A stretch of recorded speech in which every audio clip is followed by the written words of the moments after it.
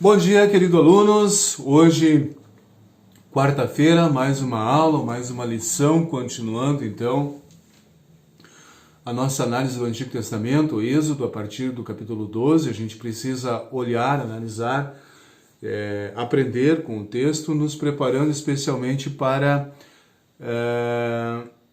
o assunto que vem lá em Êxodo 20, que é os mandamentos, né? Lá em Êxodo 20 nós vamos ter os mandamentos então. Tá? Então, como a gente sempre faz, começamos com oração. Querido Deus, bondoso Pai Celeste, obrigado por essa quarta-feira, por todas as bênçãos e cuidados. Pedimos também a Tua bênção, a Tua iluminação através do Espírito Santo, que Tu nos ilumines através do Teu Santo Espírito, para que a gente consiga estudar essa história do livro de Êxodo, a partir do capítulo 12, e sempre manter as verdades que aqui estão reveladas. Em nome de Jesus nós pedimos e agradecemos. Amém. Eu gostaria de fazer um pedido para ti, meu querido aluno, né? Por favor, se você tiver condições de solicitar, de pedir então ao teu pai, à tua mãe, para que acompanhe essa aula de hoje. A aula ela é bastante importante porque ela está relacionada com algo lá do Novo Testamento, que é a Santa Ceia. Então, desde já, no primeiro ano, você é estimulado a fazer essa conexão do Antigo com o Novo. A gente só vai entender a Santa Ceia no Novo Testamento se nós compreendermos essa história aqui do Antigo Testamento. Convido o teu pai, tua mãe, dá uma pausada aí, faz um pause aí no teu vídeo, conversa com eles, quem sabe marque um horário para que vocês assistam juntos essa aula a partir de agora então, tá bom? Tem a tua Bíblia, Êxodo 12. O que está acontecendo aqui? Deus anunciou a 10ª praga, ela ainda não aconteceu, ela vai acontecer. Mas antes da 10ª praga, que é a morte de todo o primogênito, seja humano, seja animal, dentro do Egito, Deus diz assim: eu vou instituir a Páscoa, o jantar da Páscoa. O que é o jantar da Páscoa? É uma refeição onde são comidos então a carne do carneiro, as ervas amargas, o pão sem fermento, e é utilizado como bebida o vinho, os 4 elementos então que fazem parte do jantar da Páscoa, ok? O vinho ele não está explicitamente citado no texto, mas uma refeição dos judeus ela previa sempre o uso da bebida vinho, ok? No capítulo 12, versículo 4, tem uma peculiaridade bastante importante. Capítulo 12, versículo 4. Eu vou ler o texto e você pode acompanhar na sua Bíblia. Se a família for pequena demais para comer o animal inteiro, então o dono da casa e o seu vizinho. Sublinha esse conceito, essa palavra, vizinho. Vizinho aqui em Êxodo 12:4 não é simplesmente aquele que mora perto ou mora do lado. O conceito de vizinho tem por si, lá no original do Antigo Testamento, a ideia de ser da mesma fé, da mesma confiança, da mesma esperança. Essa pessoa que morava perto, morava do lado e que cria em Deus, o Deus de Abraão, Isaque e Jacó, ela era convidada a participar do jantar da Páscoa. Pula para o Novo Testamento. Santa Ceia. Eu disse que a Santa Ceia ela só vai ser bem entendida à medida que nós compreendermos esse texto do Antigo Testamento. Santa Ceia no Novo Testamento, ela é celebrada, a partir do Novo Testamento deve ser celebrada por pessoas que fazem parte da mesma fé, da mesma confissão de fé, o mesmo vizinho aqui de Êxodo 12, versículo 4.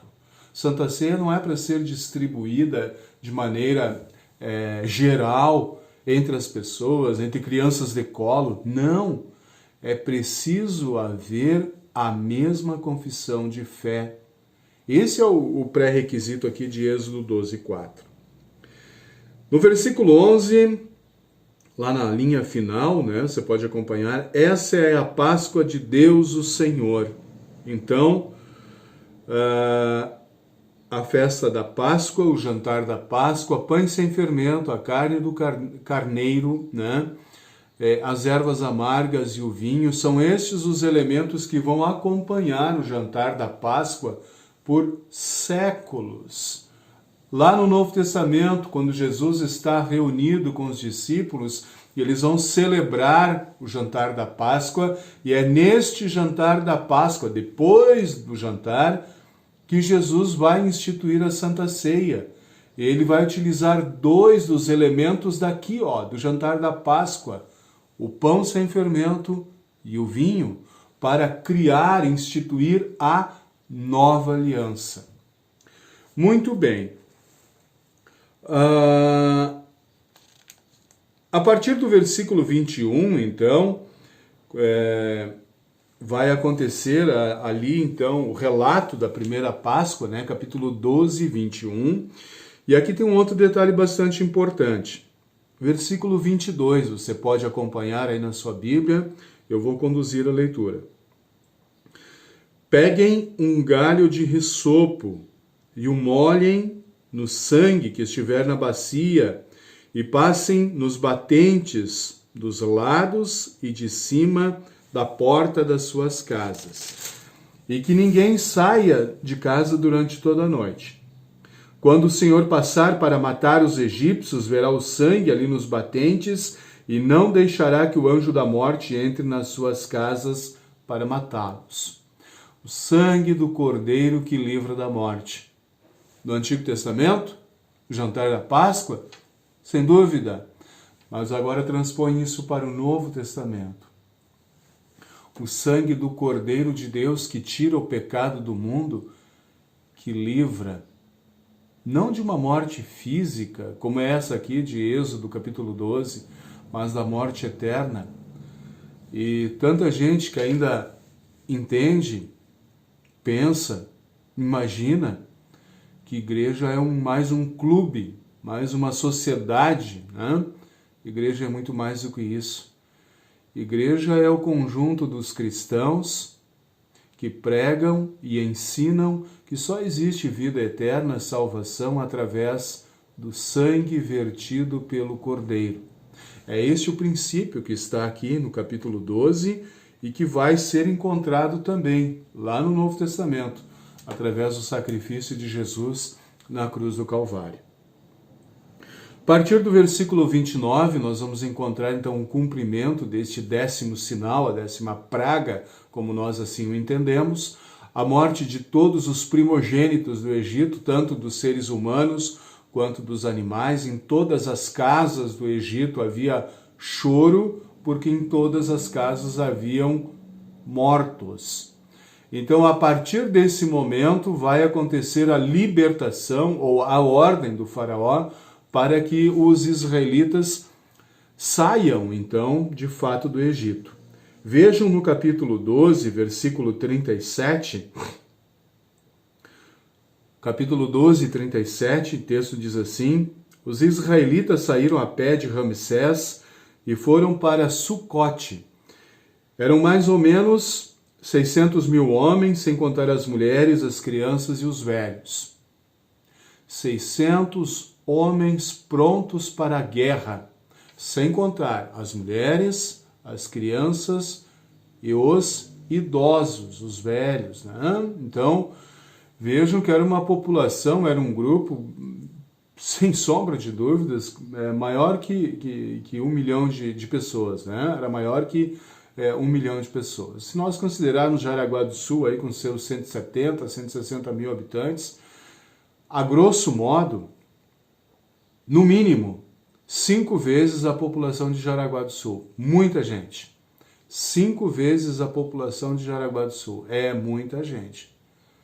Agora compreenda você, esse povo aqui, que é um enorme de um grupo, eles que viveram 430 anos na escravidão, é o que diz o versículo 40, 12:40, os israelitas tinham vivido no Egito 430 anos, 4 séculos.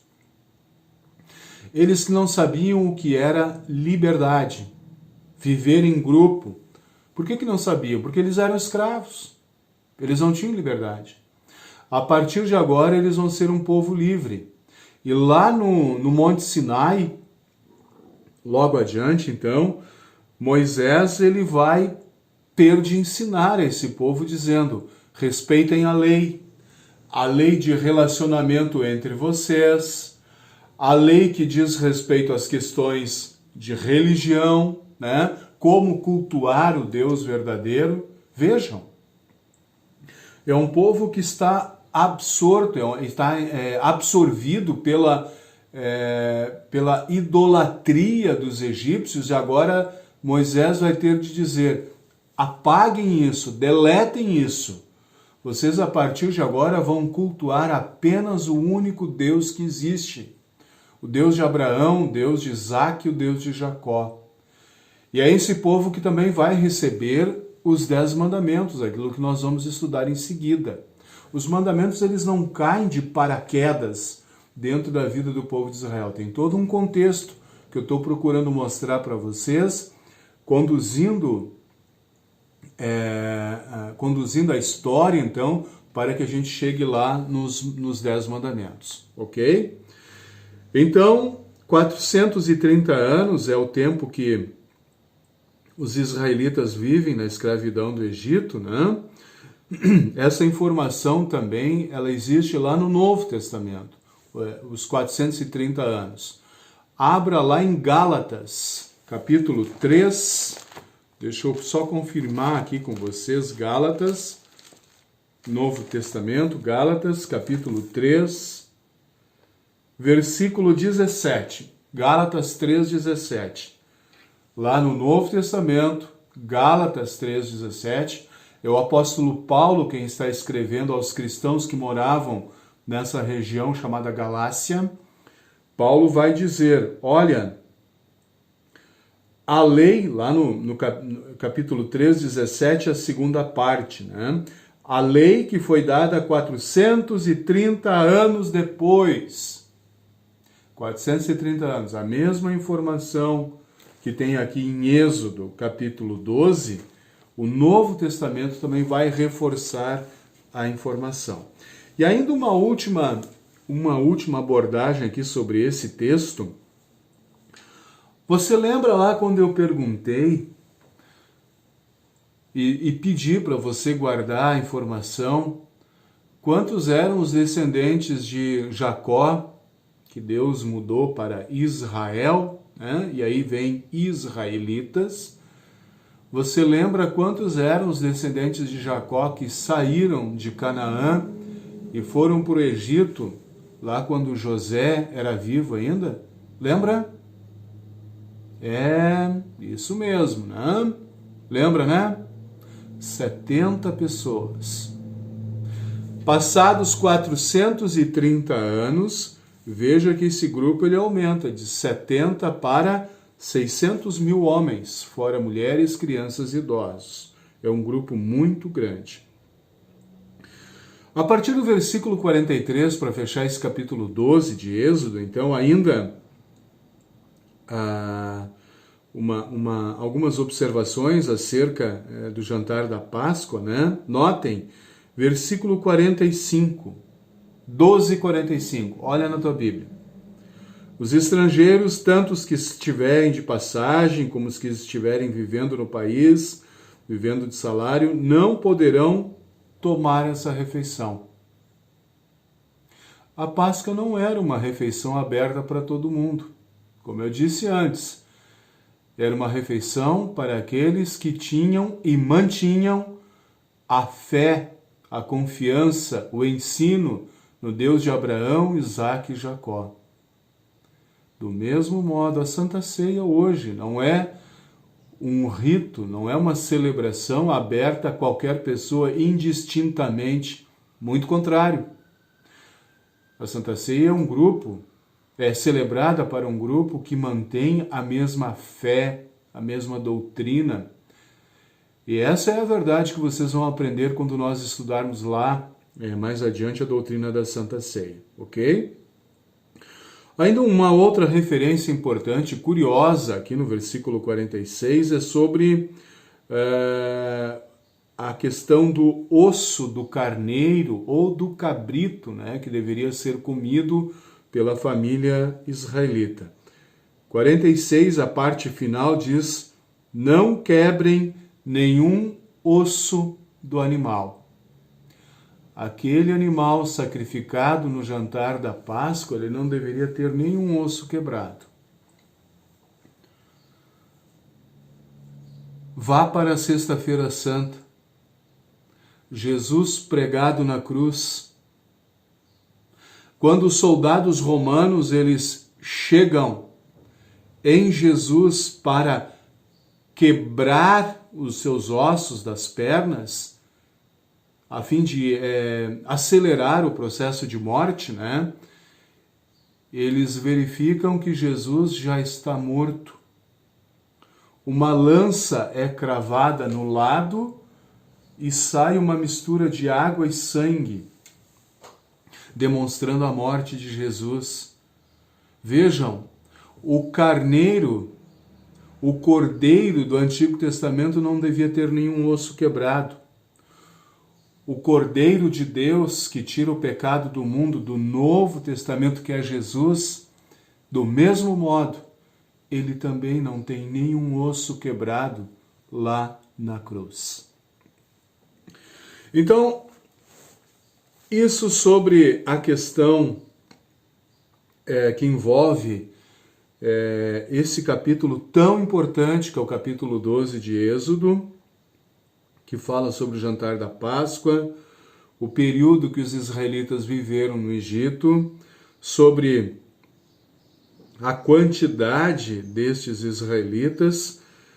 E a partir do capítulo 13 nós vamos ver então algumas coisas importantes, algumas regras que valeram para os israelitas e outras que obviamente não têm validade para nós enquanto igreja cristã, né? Mas vamos ao que importa aqui. No capítulo 13, no versículo 5, nós vamos ver a promessa de Deus dizendo: olha, a terra para a qual vocês irão, os israelitas irão, é uma terra boa, rica, é uma terra que produz leite e mel, é uma terra que produz alimento, é uma terra que é abençoada por Deus, é a terra de Canaã, é a terra para onde os israelitas deverão se dirigir, né?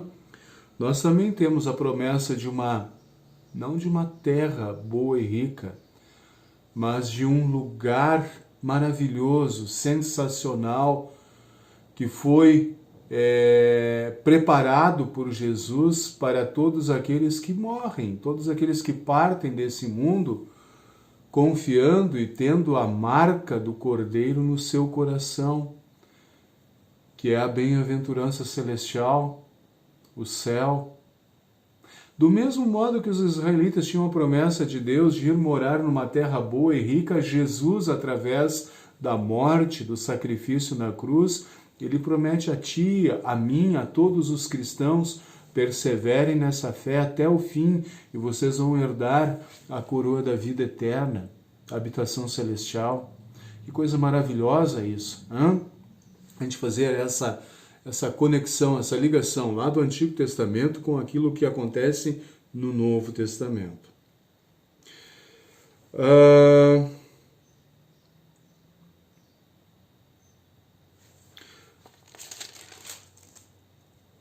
Capítulo 14, vocês vão ler então os capítulos 12, 13 e 14. Eu vou fazer em seguida algumas perguntas escritas para vocês e vou enviar via WhatsApp, né?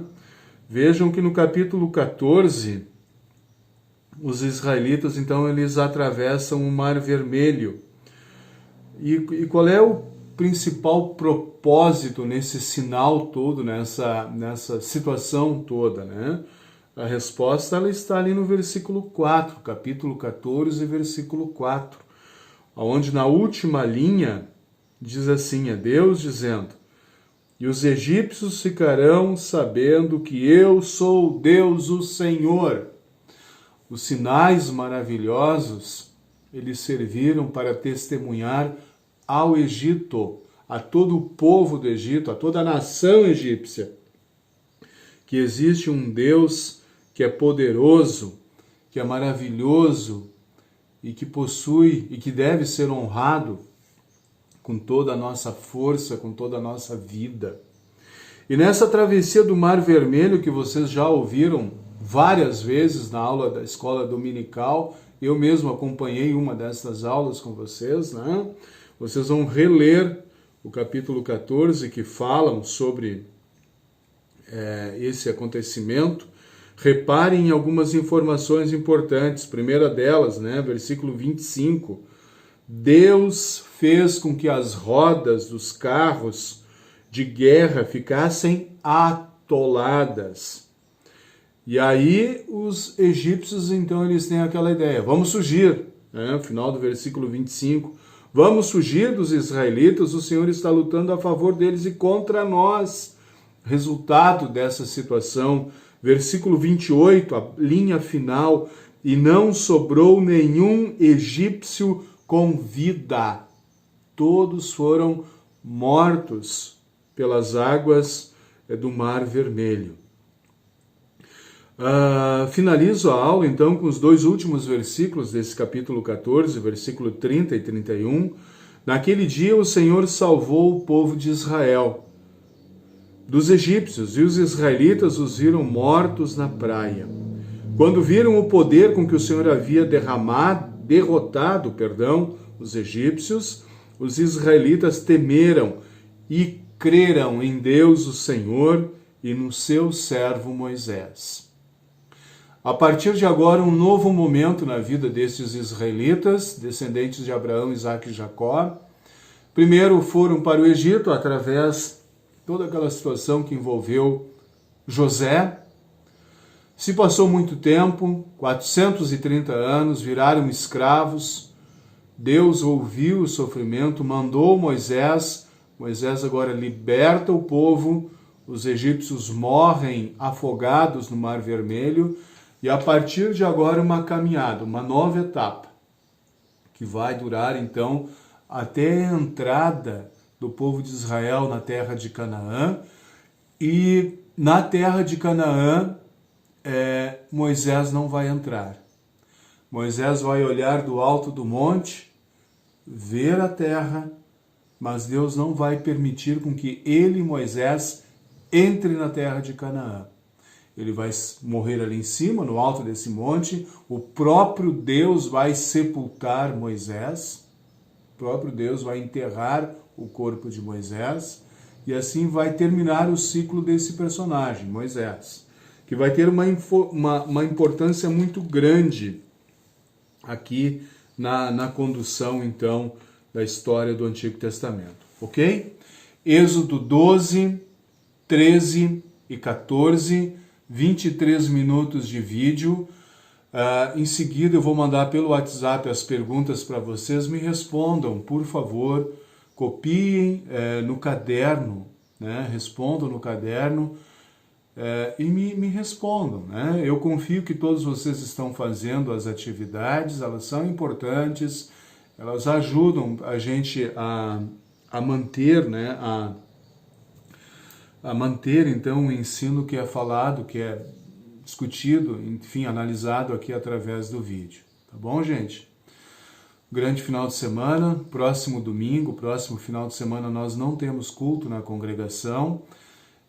Eu vou produzir um material que vai ser publicado de maneira eletrônica, né, a respeito do final de semana, que é o dia de Pentecostes. Então eu vou publicar isso na página do Facebook e também, obviamente, pelo canal do YouTube. Então, tá? Uma boa semana a todos, fiquem com Deus, façam as tarefas e me mandem então as tarefas resolvidas. Legal? Grande abraço a todos.